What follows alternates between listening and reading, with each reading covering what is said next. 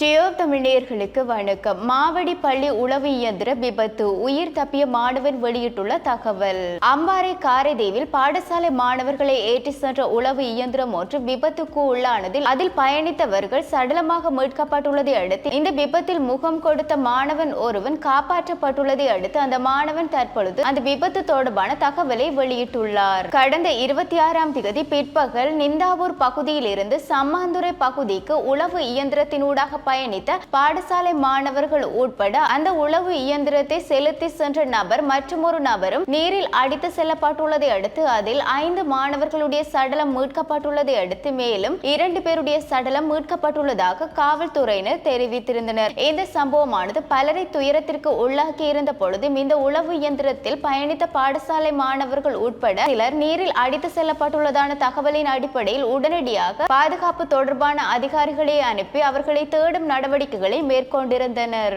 இந்த சம்பவத்தில் 14 பேர் நீரில் மூழ்கியதை அடுத்து 8 மாணவர்கள் காப்பாற்றப்பட்டுள்ளதை அடுத்து மேலும் காணாமல் போனவர்களை தேடும் நடவடிக்கைகளையும் செயற்படுத்தி வந்திருந்தனர். அதன் அடிப்படையில் நாட்கள் செல்ல செல்ல 5 மாணவர்களுடைய சடலம் மீட்கப்பட்டுள்ளதை அடுத்து மேலும் 2 சடலமும் மீட்கப்பட்டுள்ள சம்பவத்தில் அதிர்ச்சியை ஏற்படுத்தியிருந்தது. இந்த சம்பவமானது பலரை துயரத்திற்கு உள்ளாக்கியிருந்தாலும் இந்த விபத்திற்கு முகம் கொடுத்து இந்த விபத்திலிருந்து தப்பித்த மாணவன் இந்த விபத்து தொடர்பில் கூறுகையில் தங்களுடைய பாடசாலையான மதரசா பாடசாலையில் இருந்து காரைதீவு பேருந்தினூடாக வருகை தந்திருந்தோம். அப்போது மாலை 3:30 மணி இருக்கும் மற்றும் அதே நேரம் அந்த பகுதியில் வெள்ளம் அதிகமாக காணப்பட்டதன் காரணமாக பேருந்தில் பயணிக்க முடியாது என்று கூறியதை அடுத்து உளவு இயந்திரங்கள் இதனூடாக அங்கிருந்தவர்களை மறுமுனை ஏற்றி செல்வதை அவதானித்ததுடன் தங்களை அந்த உளவு இயந்திரத்தில் ஏற்றிவிட்டதாகவும் நாங்கள் உளவு இயந்திரத்தில் பயணித்துக் கொண்டிருந்த வேளை உளவு இயந்திரத்தினுடைய முன் சில்லு தவறுதலாக ஒரு கிடங்கில் மாட்டியதை அடுத்து வெள்ளத்தில் உளவு இயந்திரம் சரிந்துள்ளதை அடுத்து அங்கு உளவு இயந்திரத்தில் பயணித்த அனைவருமே நீரில் விழுந்தோம் என்றும் மேலும் நீரில் அடித்து செல்லப்பட்டோம் என்றும் கூறியுள்ளார். அப்பொழுது தான் மாத்திரம் ஒரு மரத்தின் கிளையை பிடித்தவாறு அந்த மரத்தின் மேல் ஏறி நின்று